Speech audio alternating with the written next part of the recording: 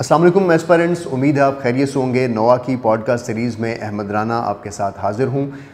हमारी ये आज एपिसोड नंबर 5 है और इससे पहले जो एपिसोड थी वो एपिसोड 4 थी। इस दोनों के दरमियान वक्फ़ा कुछ ज़्यादा रहा और उसकी वजह जो है वो रमज़ानुल मुबारक है। आप लोग भी रोज़े रख रहे होंगे, आप लोगों के लिए बहुत सी दुआएं और हमारे लिए भी बहुत सी दुआएं कीजिएगा। इस एपिसोड के अंदर जो डेवलपमेंट्स रहीं एपिसोड 4 के बाद से अब तक, बहुत की डेवलपमेंट्स थी जिनका पता होना आप लोगों को बहुत ज़रूरी है। जैसे कि हमारी इस सीरीज़ का मकसद सिर्फ करंट अफेयर्स सेंट्रिक जो चीज़ें हैं वो आपसे शेयर करनी है, जिसका ताल्लुक़ आपके सिलेबस और आपके इंट्रो और चीज़ों के साथ है। इसमें जो की डेवलपमेंट्स नहीं, उसमें एक तो इकॉनमी है जो भी आपसे शेयर की जाएगी कि इकॉनमी के अंदर क्या न्यू डेवलपमेंट्स हुई हैं, मिडल ईस्ट के अंदर जो क्राइसिस है और उसमें जो न्यू डेवलपमेंट्स हैं, नया शिफ्ट है, वो आपसे शेयर करता हूँ। पाक यूएस रिलेशंस में क्या चल रहा है, उसमें कुछ नई चीज़ें हुई हैं, अपडेट आपको पता होना चाहिए। पाक इंडिया रिलेशंस के समत जा रहे हैं, इसमें क्या डायरेक्शंस होंगी, क्या एनालिसिस हैं, आपसे शेयर करते हैं। तो सबसे पहले हम आपसे शेयर करने जा रहे हैं जी इकॉनमी के ऊपर कि इकॉनमी ऑफ पाकिस्तान के ऊपर इस वक्त क्या चल रहा है। तो इकॉनमी ऑफ पाकिस्तान, जैसे तमाम दुनिया में ग्लोबल रिसेशन है इकॉनमी का, पाकिस्तान भी उसी रिसेशन का हिस्सा है। जो इन्फ्लेशन के हवाले से अगर बात करें तो पाकिस्तान के ऊपर इस वक्त बढ़ती कीमतें जो हैं, inflation, value of goods and services जो इंक्रीज़ हो रही हैं, उसका बहुत प्रेशर है पाकिस्तान की पॉपुलेशन के ऊपर एज़ वेल एज़ पाकिस्तान की इंडस्ट्री के ऊपर। इस टाइम पाकिस्तान की इन्फ्लेशन जो है वो 35.7% जो है, जो कि डबल डिजिट इन्फ्लेशन कहलाती है, काउंट की गई है। और डबल डिजिट इन्फ्लेशन जब भी किसी मुल्क में 10% से ऊपर इन्फ्लेशन चली जाए या 10% इन्फ्लेशन हो जाए तो उसको डबल डिजिट इन्फ्लेशन कहा जाता है या हाइपर इन्फ्लेशन कहा जाता है। दिस इज़ वर्स्ट सिनेरियो कि पाकिस्तान की जो इन्फ्लेशन है वो 10 से कहीं ऊपर जा चुकी है और इसको हाइपर इन्फ्लेशन कहा जाता है। इस हाइपर इन्फ्लेशन का ना सिर्फ पाकिस्तान की कॉस्ट ऑफ प्रोडक्शंस, पाकिस्तान की एक्सपोर्ट इंडस्ट्री, पाकिस्तान की बाकी इंडस्ट्री पर इसका असर हो रहा है, बल्कि इसका असर जो है वो एक आम आदमी पर भी हो रहा है। लेकिन आपको यहाँ पर एक इंटरेस्टिंग चीज़ बताऊँ कि पाकिस्तान की जो इन्फ्लेशन है, जिसमें पाकिस्तान के अंदर पॉलिटिकल इंस्टेबिलिटी एक वजह है, डिवैल्यूशन ऑफ करेंसी एक वजह है, लेकिन जो ग्लोबल ट्रेंड्स हैं वो इसकी बहुत बड़ी वजह हैं। और अगर ग्लोबली बात की जाए तो दुनिया के बहुत सारे मुल्क इस वक्त ग्लोबल इन्फ्लेशन से गुजर रहे हैं और इसको दुनिया में इकोनॉमिक रिसेशन कहा जा रहा है। कोविड-19 के बाद, यूक्रेन वॉर क्राइसिस के बाद बहुत सारी चीज़ें दुनिया में तब्दील हुई और पाकिस्तान जैसे जो मुल्क हैं जिनकी इकॉनमीज़ कोविड के बाद रिवाइव हो रही थी, उनके ऊपर आने वाले इस रिसेशन ने बहुत ख़तरनाक असरात मुरतब किए हैं। अब इसमें जो बात आपके साथ शेयर करनी है वो ये कि ग्लोबली पाकिस्तान की अगर इन्फ्लेशन 35% है तो यूनाइटेड स्टेट्स जैसे ममालिक के अंदर भी, जिनकी हम एग्जांपल्स देते हैं, वहाँ पर भी इस वक्त इन्फ्लेशन जो है वो बढ़ चुकी है और लोग अपनी जो ख़रीदो फ़रोख्त है और फूड आइटम्स और फूड से इनसिक्योरिटी का जो शिकार हैं वहाँ पर लोग नज़र आते हैं। इसके साथ अगर मैं आपसे शेयर करूँ कि क्यूबा जो है उसकी इन्फ्लेशन पाकिस्तान से ज़्यादा है, 42%। जो टर्की है, हम तुर्किया की एग्जांपल्स बहुत सारी देते हैं, 55% जो इन्फ्लेशन है वो टर्किया के अंदर रिकॉर्ड की गई है। इसके साथ साथ अगर हम बात करें एक और मुल्क है अर्जेंटाइन, जिसके अंदर इस वक्त इकनॉमिक क्राइसिस है और पाकिस्तान की तरह खुदा न खास्ता दिवालिया होने के जो बातें थी वो अर्जेंटाइन के बारे में भी कही जा रही थी। अर्जेंटाइन का जो इस वक्त इन्फ्लेशन रेट है दैट इज़ 98%। तो पाकिस्तान बहरहाल इसमें अकेला मुल्क नहीं है जो इस इन्फ्लेशन को फेस कर रहा हो। लेकिन इसके साथ साथ मैं आपके साथ 2-3 और स्टैट्स रखना चाहता हूँ इन सारे मुल्कों के साथ जिनकी इन्फ्लेशन बढ़ रही है। दूसरे जो ममालिक हैं जैसे चाइना जो है उसकी 2.1% इन्फ्लेशन है, बहुत कम, जिसको डिफ्लेशन कहा जाता है अगर इकोनॉमी के कॉन्टेक्स्ट में इसको डिस्कस किया जाए। स्विट्ज़रलैंड 3.4% और सऊदी अरेबिया 3.4%। तो ये वो ऐसे ममालिक हैं जिनके ऊपर इन्फ्लेशन का इम्पैक्ट बहुत कम आया है, लेकिन जिनके ऊपर ज़्यादा है उसमें पाकिस्तान भी शामिल है। जहाँ पाकिस्तान की इकोनॉमी के अंदर इन्फ्लेशन का असर है उसके बिल्कुल साथ साथ आपको ये बात पता होनी चाहिए कि जब भी इन्फ्लेशन बढ़ती है तो उसके साथ साथ जो मॉनेटरी पॉलिसी रेट है, जो स्टेट बैंक है, वो जो शरह सूद के अंदर इजाफा करता है वो भी हो जाता है। और पाकिस्तान के अंदर इस वक्त रिकॉर्ड 1992 के बाद इस वक्त रिकॉर्ड इन्फ्लेशन हुई है और इस रिकॉर्ड इन्फ्लेशन के बाद स्टेट बैंक ने जो अपना इंटरेस्ट रेट है वो रिवाइज़ कर दिया है और वो 21% पर आ गया है। ये इंतहाई ज़्यादा है। कोविड-19 के अंदर 7.6% पर हमारा ये इंटरेस्ट रेट हुआ करता था। इससे बढ़ते बढ़ते बढ़ते जिस तरह से इन्फ्लेशन बढ़ती रही, कभी 2%, कभी 3%, तो इस वक्त ये 21% है। और आज से कुछ ही अरसे पहले पाकिस्तान का जो इन्फ्लेशन रेट था वो 20% था, तो अब ये मंथ के साथ बढ़ रहा है। आपको ये बात पता होनी चाहिए कि जो मॉनेटरी पॉलिसी या जो पॉलिसी रेट होता है स्टेट बैंक का, वो एक साल में 4 दफ़ा रिव्यू किया जाता है, लेकिन इस वक्त महंगाई की सूरत हाल की वजह से अब ऐसा लगता है कि हर वीक जो इसको रिव्यू किया जा रहा है। तो फ्लक्चुएशन है पाकिस्तान की इकोनॉमी के अंदर, मार्केट के अंदर, जो कि पाकिस्तान पर इम्पैक्ट कर रही है इन्फ्लेशन और इंटरेस्ट रेट के हवाले से। दूसरी जो इंपॉर्टेंट डेवलपमेंट हुई है इकोनॉमी के हवाले से, वो है पाकिस्तान की GDP का ग्रोथ रेट। पाकिस्तान की GDP ग्रोथ रेट 6% से इस वक्त 1% के नज़दीक आ चुकी है, जो कि इंतहाई कम है। और कोविड-19 के अंदर आपको याद होगा कि हम -3.03 -0.3 पर हम जा चुके थे ग्रोथ रेट के हवाले से, जो कि पाकिस्तान ने रिवाइव किया, 6% पर स्टैंड किया। लेकिन उसके बाद इस वक्त जो पाकिस्तान के अंदर पॉलिटिकल टर्मोइल है, इंटरनेशनल जो इन्फ्लुएंसेस हैं, इनके फैक्टर्स भी आपसे शेयर करता हूँ, उस वजह से इस वक्त वर्ल्ड बैंक WB ये कहता है कि पाकिस्तान की जो इस साल की फिस्कल ईयर की ग्रोथ रेट रहेगा GDP का, वो 0.4% रहेगा। अच्छा, जो एशियन डेवलपमेंट बैंक है, उन्होंने जो प्रोजेक्ट किया है पाकिस्तान की GDP, that is 0.6%, that is very low. और इन दोनों को अगर हम देखें तो अप्रॉक्सीमेटली पाकिस्तान की जो GDP इस साल रहने वाली है वो 1% से कम रहेगी। तो ये स्टैट्स आपके सामने होने चाहिए। चौथी जो इम्पॉर्टेंट डेवलपमेंट इकोनॉमी के अंदर हुई है, दैट इज़ IMF का जो डील पैकेज पाकिस्तान के साथ हो रहा है, उसके अंदर जो डिले हो रहा है, इसके अंदर 2-3 चीज़ें। 9 फ़रवरी को आपको पता है कि रिव्यू कमेटी जो थी, एक रिव्यू जो पाकिस्तान और IMF का था, वो कंप्लीट हुआ था। और इस रिव्यू के बाद ये एक्सपेक्टेड था कि अब IMF पाकिस्तान को पैसे रिलीज़ कर देगा। लेकिन फ़रवरी के बाद मार्च आया, मार्च के बाद अप्रैल, और अब मिड ऑफ अप्रैल के अंदर हम दाखिल हो रहे हैं।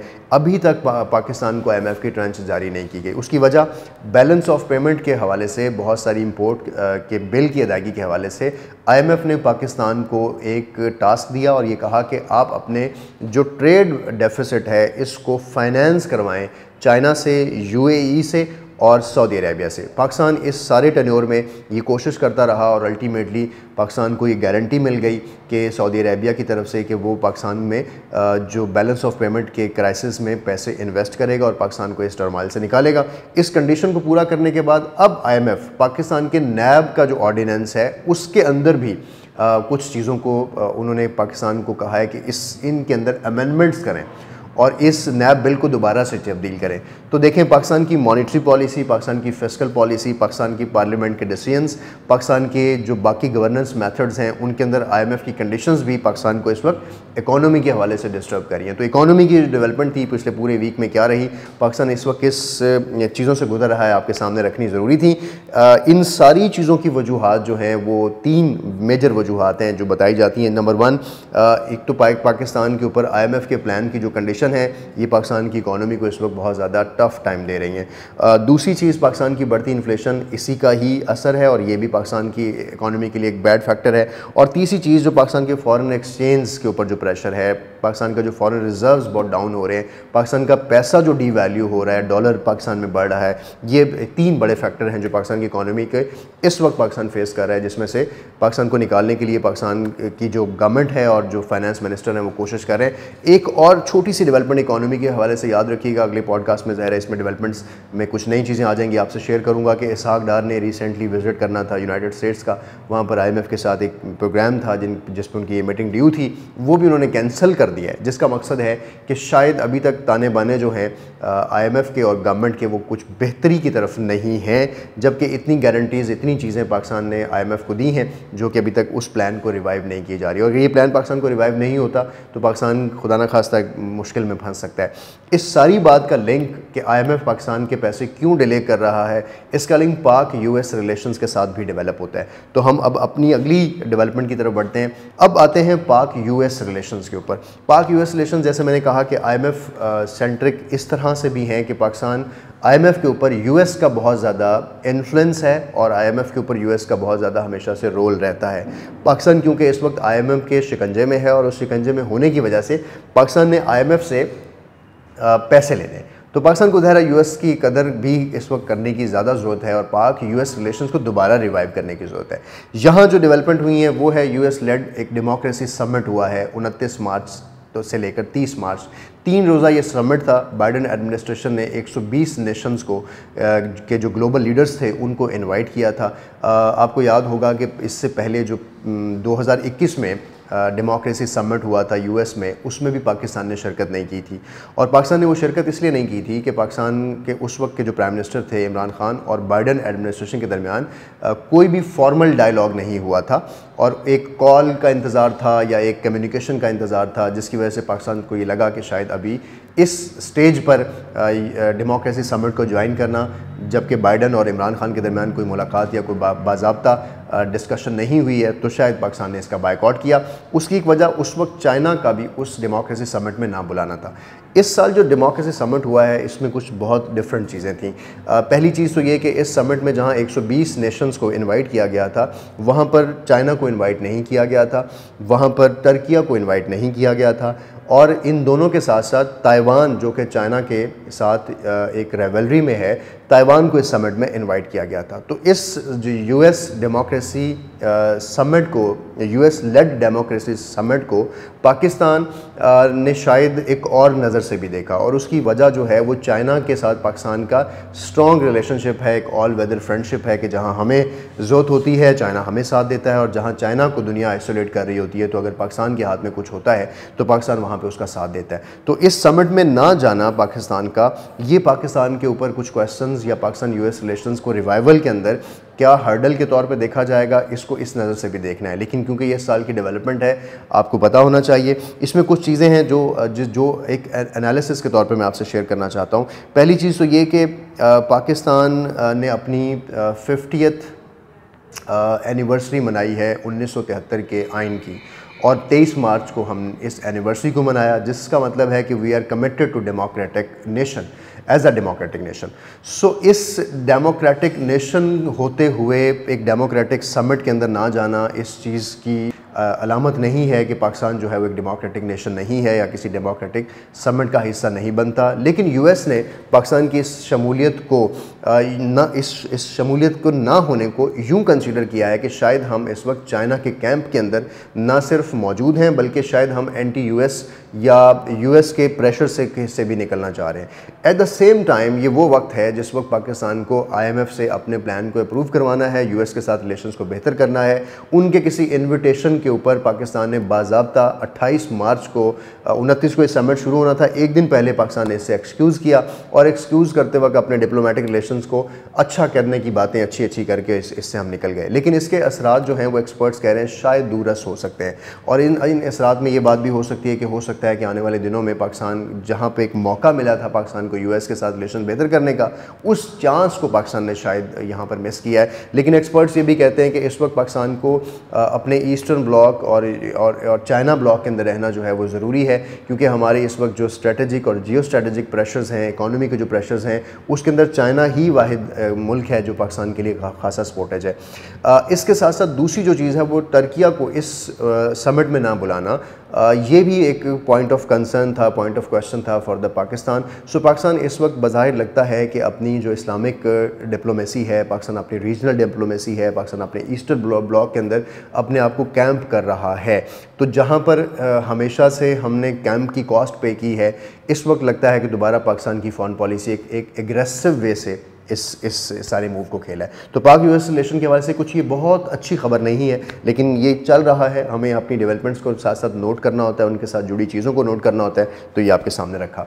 तीसरी जो अहम डेवलपमेंट है वो मिडल ईस्ट के हवाले से है। सऊदी अरेबिया ने ना सिर्फ पूरे वेस्ट ब्लॉक को, यूएस को, यूरोप को हैरान कर दिया है, बल्कि ईरान और सऊदीया ताल्लुकात के बाद 10 मार्च को जब ये ताल्लुकात रिवाइव हुए थे, उसके बाद अब बाकायदा तौर पर दोनों की तरफ से जो मीटिंग्स हैं डिप्लोमेटिक, वो चाइना के अंदर हो चुकी हैं। सऊदी अरेबिया के जो फॉरेन मिनिस्टर हैं प्रिंस फैसल बिन फरहान, उन्होंने मीटिंग की है हुसैन आमिर अब्दुल्ला से, और इस मीटिंग के बाद दोनों के दरमियान ये तय पाया है कि किस तरह से अपने डिप्लोमेटिक मिशंस को बहाल करना है। सऊदी चाइना के दरमियान जो रुकावटें थीं उनको किस तरह से कॉन्फिडेंस बिल्डिंग मेजर्स के साथ इम्प्रूव करना है, और ये एक बहुत बड़ी डेवलपमेंट आपको नज़र आएगी जिसके ऊपर इसी मीटिंग में बात हुई है, और वो ये कि रमज़ान के बाद MBS मोहम्मद बिन सलमान की मीटिंग जो ईरानी प्रेसिडेंट हैं इब्राहिम रईसानी उनके साथ होने जा रही है। सो इस मीटिंग के से पहले जो सारी लेवल प्लेइंग फील्ड थी, जिसमें पाकिस्तान का किरदार है, जिसमें चाइना का किरदार है, और इन दो मुल्कों का आपस में जो पैचअप है वो इस पूरे खत्ते को तब्दील करेगा। लेकिन यहाँ पर इस हैपनिंग के बाद जो बाकी चीज़ें हुई वो बहुत एस्टॉनिशिंग और सरप्राइजिंग थी कि जो यमन है उसके साथ सऊदी अरेबिया का जो बैकडोर डिप्लोमेसी थी अब वो खुलकर क्लियर हो चुकी है। यमन के जो हौसी बागी हैं और जो सऊदी अरब की गवर्नमेंट है, इनके दरमियान भी पैचअप हो चुका है। ईरान भी अपनी सपोर्ट जो है वहाँ पर हौसी बागियों के हवाले से उसके ऊपर इल्ज़ाम रहा कि ईरान उनको सपोर्ट करता रहा है। तो कहीं ना कहीं इन रिलेशंस के बाद यमन के अंदर सूरत हाल बेहतर होती नज़र आ रही है, और ओमान जो है, जो कि यमन का हमसाया मुल्क है, वो इसके अंदर अपनी एफर्ट्स कर रहा है ताकि इस खत्ते को स्टेबलाइज़ किया जा सके। तो MBS का जो 2030 का प्लान है वो बहुत ज़्यादा जो है इस वक्त वाइब्रेंट नज़र आ रहा है, और ये लग रहा है कि 2030 तक वो अपने तमाम गोल्स कंप्लीट कर लेंगे, क्योंकि वो इस बात को समझ गए हैं कि उनको अपने जो इन्वेस्टमेंट है वो इकोनॉमिक सेंट्रिक रखनी होंगी। अगर उन लड़ाइयों में, सेक्रेटेरियन क्राइसिस में चले गए तो वो इस मिडल ईस्ट के साथ साथ अपना भी बहुत सा नुकसान करेंगे।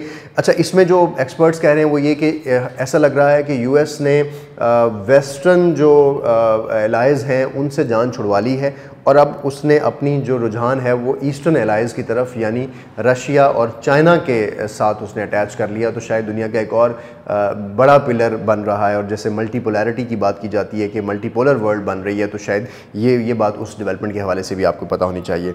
और आपको पता होगा कि सीरिया की जो जंग है उसमें बहुत सारे गल्फ़ कंट्रीज़ ने, अफ्रीकन इजिप्ट ने उनका बायकॉट किए रखा। UAE के बाद अब इजिप्ट के साथ भी सीरिया के, शाम के ताल्लुकात बेहतर हो रहे हैं। तो ये सारी जो चीज़ें इस वक्त आपसे शेयर की हैं, ये मिडल ईस्ट की डेवलपिंग सूरत हाल है कि मिडल ईस्ट के अंदर जो वॉर जोन्स थे, जहाँ पर डिस्प्यूट्स थी, जहाँ पर एनिमोसिटीज़ थी, वो अब डिप्लोमेटिक रिलेशंस में तब्दील हो रही हैं, जिससे ये लग रहा है कि आने वाले दिनों में सऊदी अरेबिया का जो पेनिनसुला है ये अपने तमाम नेबरहुड को ट्रेड और इन्वेस्टमेंट और प्रॉस्पेरिटी की तरफ लेकर जाएगा।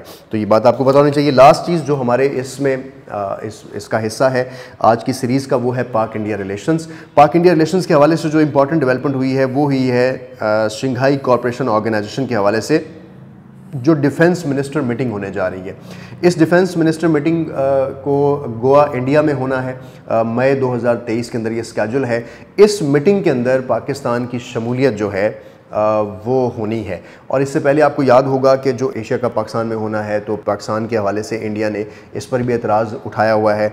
वर्ल्ड कप जो इंडिया में होना है पाकिस्तान ने, उसके ऊपर एतराज़ उठाया हुआ है कि पाकिस्तान की इन्विटेशन के हवाले से इंडिया के अंदर पाकिस्तान को तहफ़्फ़ुज़ात हैं। तो कहीं ना कहीं क्रिकेट डिप्लोमेसी, कहीं ना कहीं दोनों के दरमियान जो हालात ख़राब हैं, जो मोदी की उस तरफ गवर्नमेंट है, जो इस तरफ गवर्नमेंट है पाकिस्तान की, इनके दरमियान इन चीज़ों पर कुछ स्मूथनेस नहीं है, जिसकी वजह से जो शंघाई कोऑपरेशन ऑर्गेनाइजेशन की ये होने वाली मीटिंग है उस पर भी सवालिया निशान उठे हैं कि शायद इस मीटिंग के अंदर पाकिस्तान की शमूलियत ना हो सके। लेकिन पाकिस्तान ने ये कहा है कि वो इसमें शामिल होगा। अब यहाँ पर पाकिस्तान की शमूलियत के बाद इस पर जो एतराज़ उठाया है वो इंडिया ने उठाया है, और इंडिया ये कहता है, आपको याद होगा कि जब आर्टिकल 370 और 35A को इंडिया ने रिवोक किया था तो पाकिस्तान ने अपना एक मैप जारी किया था, और पाकिस्तान फॉरेन ऑफिस से उस मैप के अंदर जो इंडियन ऑक्यूपाइड कश्मीर है उसको इलीगल ऑक्यूपाइड कश्मीर कहा गया है।